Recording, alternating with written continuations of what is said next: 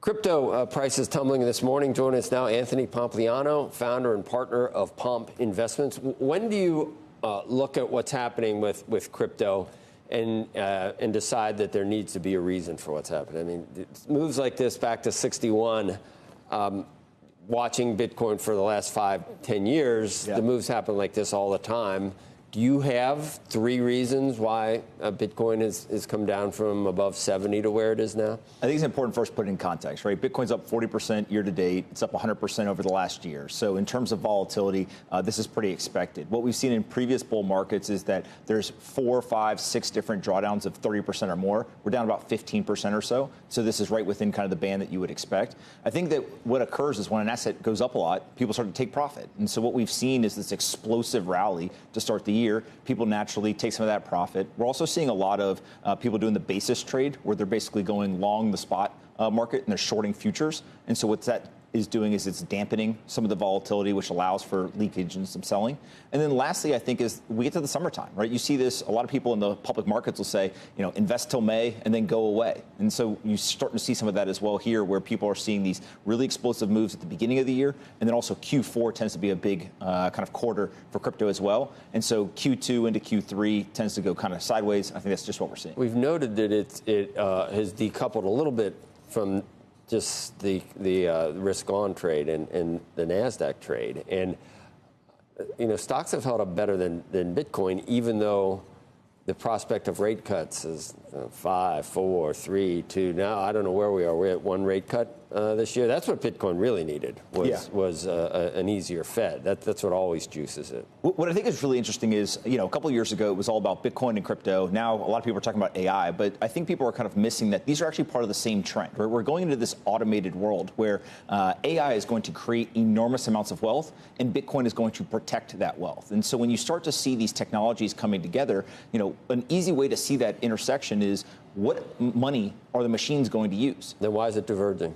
Well, what you start to see is people are putting capital, they outlay it into Bitcoin, into crypto, and now they move over to AI, they'll go and they'll invest there. But it's not like Bitcoin is going and falling, you know, 50%. What they're going to do is, as AI continues to, you know, kind of get larger, there's more wealth generated there, people are going to look to protect that wealth, and I think that they'll go back into Bitcoin. And so my guess is that AI and Bitcoin are both a 10-year trend here. We've got massive tailwinds. And the good news for the United States is there's a potential that GDP will actually increase because of the productivity from AI, and then Bitcoin being able to protect a lot of this wealth. I think that people looking at this as what's going to happen day to day or week to week are missing this huge tailwind for the next decade. So historically, we've seen a run up into the halving, and then we've seen, you know, sideways to slightly down. This is the first time we had a spot ETF, though. Correct. Are they have as much Bitcoin as they need now to satisfy clients? No, I think that what we've seen in the ETF flows, when you go and you analyze it, about 80% of the flows into the ETF were actually retail, right? People thought it was going to be big institutions, but only 80% was retail from some of the analysis. What takes a long time inside of these organizations is they've got to go to their investment committees, they've got to make a case, they've got to go through the approvals. You know, if you're a financial advisor, the number one job you have is don't get fired. And a great way to not get fired is to make sure you've done the work, make sure you're risk mitigating, and really understand what you're about to buy. And the last thing I'll say is, you know, the thing about Bitcoin that always cracks me up is when the price goes down, people get upset. But I always tell them, you maybe should go check what you own. Because if you have true conviction, when the price goes down, you should be excited to go buy more of it, right? And so I was literally saying this morning that I'm going to go to the office, I'm going to go buy some more, right? And the reason why that's so important is as the price goes down, if you have a 10-year time frame, you're just getting it at a cheaper price. You're dollar cost averaging down. And so I do think that Bitcoiners, more so than almost any other asset class, historically they've bought, they've held for a long time, they continue to dollar cost average, and they're using these timeless investing principles to create real wealth for themselves. I don't know, if you bought at 8, it's tough to buy at 60. Well, if you bought at 8,000 and you still have cash, right, where else are you going to put it? I think that's the big question is, if you want to protect your wealth and you're getting paid a salary every single year, that net new capital, where do you put it? You can put it in the stock market, you can put it in Bitcoin. But again, if you go and you look over a long period of time, what is beating inflation? You know, gold is a great example. Over the last 5 years, if you've held gold, you've actually lost purchasing power in real terms. Right. And so naturally, Bitcoin ends up being one of the only solutions that Welcome to the Crypto Teacher. And you know I come back with that video just to make you think. Don't forget to like and subscribe to the channel. And make sure you join the Patrons. If you're not a part of the Patrons, make sure you're hitting the Cash App. And we have Bitcoin and crypto taking a beating. And of course, it's on mainstream media. And we have Pomp saying they're just taking profit. We know we have futures on Friday. And we know they like to already price it in. The Fed just doesn't say, I took your money. And remember, the crypto teacher told you. And with these spot Bitcoin ETFs, we know that's all we heard about was the billions and billions of dollars in inflows. But of course, we're getting outflows. And at the beginning of the month, right along with open interest, we have inflows. But going towards the end of the month, we have outflows. You have to pay attention to indicators and patterns. And guys, you're watching a movie. We have Trump says that they need to have a migrant UFC. Yes, you cannot make these things up. And we have Apple looking to partner with Meta. And guys, remember, with these big corporations, there is no competition. These big banks and big corporations' job is to get us moved over into the fourth industrial revolution, where the robots, algorithms, and drones take the economy over, pay each other with crypto, and the sheep go inside the metaverse. And due to EU regulation, we have them going after Apple. And then also, guys, we know eventually China is going to go after Apple and these American chip companies. We hear the drums getting louder. We can clearly see what's about to happen. And of course, guys, the Fed doesn't say I took your money. It's a perfect excuse for them to tank the markets. So therefore, they can start building. And we have Rubenstein on the Fed. And of course, he's not going to give us the truth. He says the economy is looking great. And I don't know where he's looking because the economy is not doing great at all. We have 7 companies that's holding up everything. And then, of course, we have the chess piece, Janet Yellen, who has been flooding the market with money for the last 2 years. It's not like we can't see the manipulation. But remember, guys, they're just trying to get us to this election. And once they get us to this election, the truth is going to start being revealed. Make sure if you're a part of my Patreon, make sure you watch the video I did last night. If you're a part of the stock Patreon premium account, make sure you're looking at those gaming cryptos and carbon cryptos that I posted. It's so important, guys, to get prepared for the next phase. Remember, when it comes to the fourth industrial revolution, it's a plan. It moves in phases.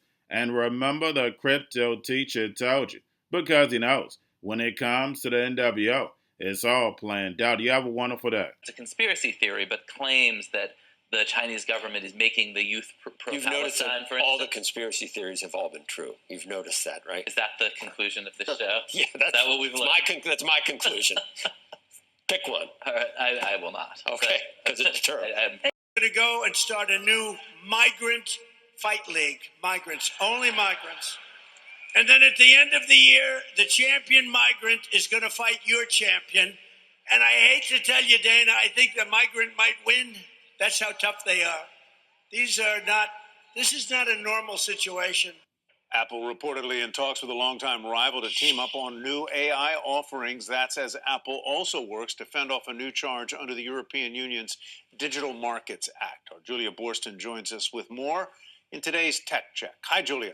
Hi, Tyler. Well, as Apple pursues its new AI strategy of partnerships, it's in talks with Meta about potentially integrating Meta's Llama AI models into Apple Intelligence. This, according to a Wall Street Journal report. Now, this would be a notable pivot from a traditionally contentious relationship with Meta, as the two companies clashed over privacy and ad targeting. And it comes after Apple partnered with OpenAI to bring its ChatGPT to phones. The company also said they'd include Google's Gemini, and Apple is also reportedly in talks with Anthropic and Perplexity. Now, while no money would change hands for these deals, Apple would serve as a gatekeeper and would take a cut of subscription revenue from premium services that AI companies could sell, just like Apple takes a cut of App Store revenue.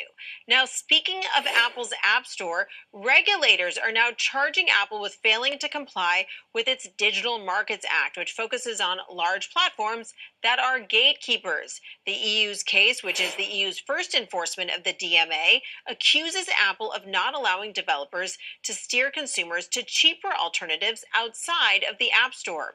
And unlike past regulatory threats, which did not pose much financial risk, the EU could fine Apple as much as 10% of its worldwide revenue.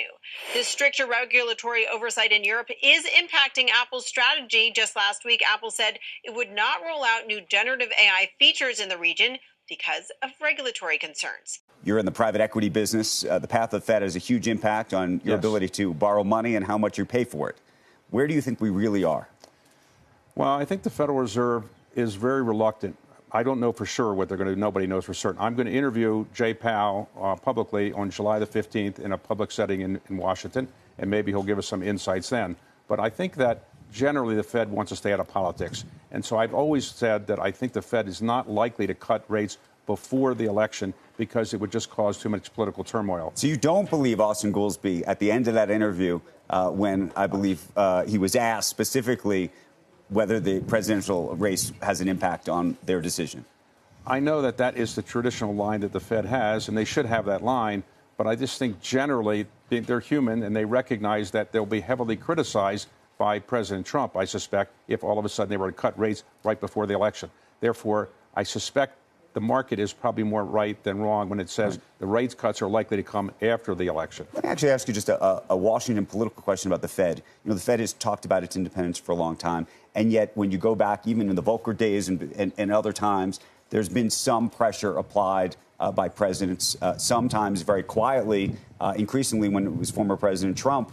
Publicly, we've heard from, we've seen that Heritage 2025 report and others that have suggested that if he were president, at least some people that are around him want to have a lot more control of the Fed. Do you think that's in the cards? I think that's unrealistic because I think trying to control the Fed now, given the way the country's evolved and the history of the Fed, would be damaging to the economy. And I don't think that would actually happen. I don't believe Republicans or Democrats on Capitol Hill would really support that in the end. And I think the American people wouldn't support that. The Fed has operated as the best central bank in the world for a long time. And I think destroying that would be a big mistake. How would you grade this economy today?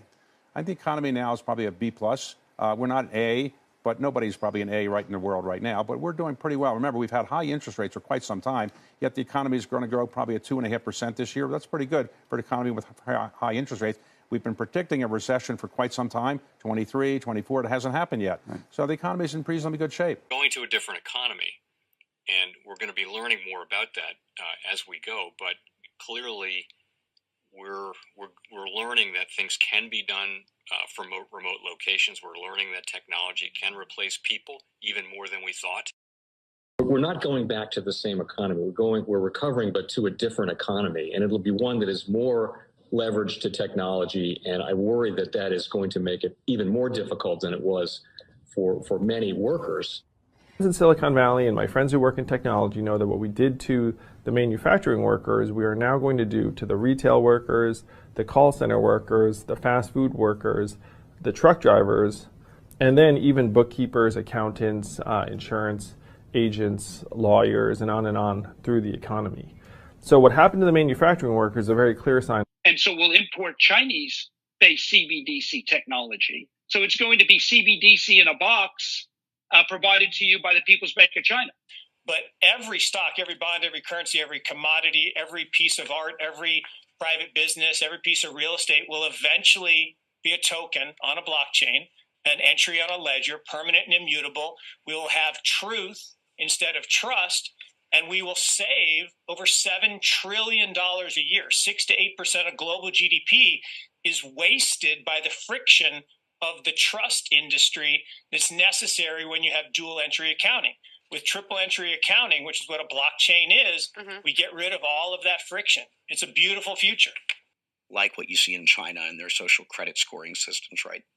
If we get identity wrong, it could be a tool to enslave humanity. And if we get it right, it could be a tool to liberate humanity. And as an American, I'm obviously rooting for the one that's on the side of freedom.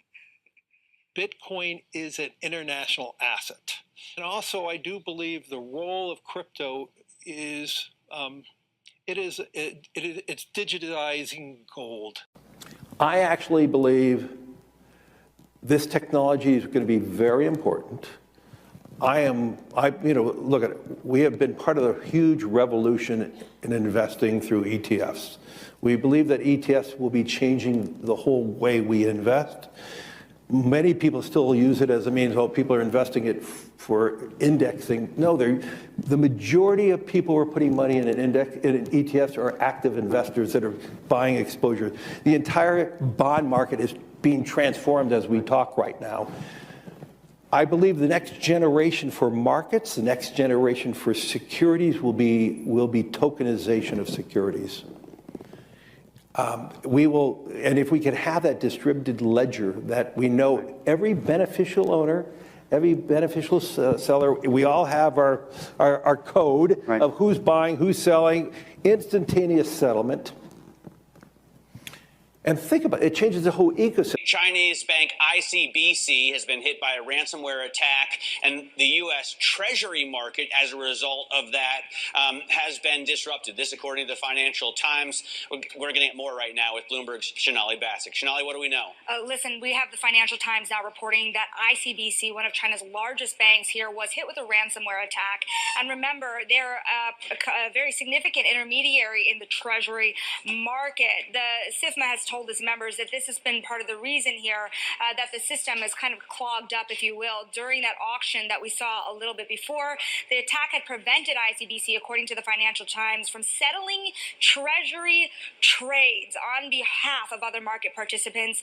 A large executive at a major bank also telling the paper that such a large party on the fixed income clearing corp creates major concerns, potentially impacting the liquidity of Treasury markets. Now, it was not just a poor auction. It was absolutely lousy, and you know, when the dealers have to step in to save a Treasury auction, that's a rare occurrence. And Cryptoteacher and the new World Order book, plus the 3 kids books, is time to re-educate. Also, new to cryptos, Coinbase, Bitrue, Binance. Do not forget book links and crypto links are in the description. The stock channel, guys. Don't forget to go like, subscribe, spread everywhere. You have your Kobo, your chip stocks, your banking, your gaming. While everybody's sitting at home, get on stocks, the Seaver, the biotech stocks. And while everybody's at home wishing, they were still getting that free money. What are they doing? Drinking and smoking weed. Don't forget about those stocks, and you have a wonderful day. The most powerful person in the world is the storyteller. The storyteller sets the vision, values, and agenda of an entire generation to come. Steve Jobs.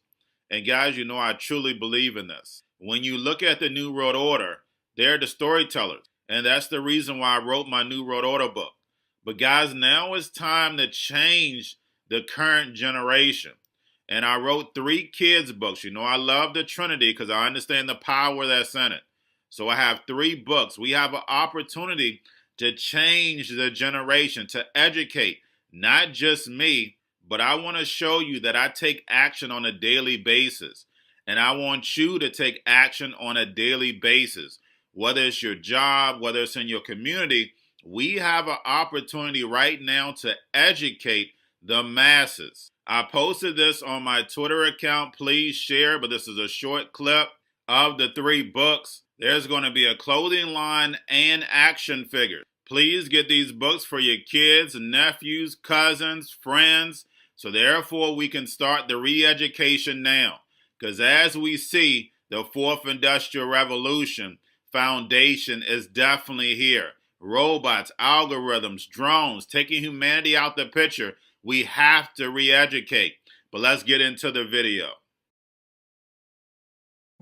Part 1. King Joshua and Grandma Tam save the village. Part 2.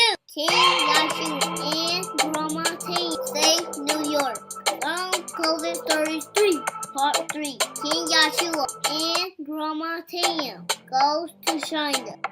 It's mandatory to get part 1, part 2, and part 3 of this series. It's time to re-educate Generation Z.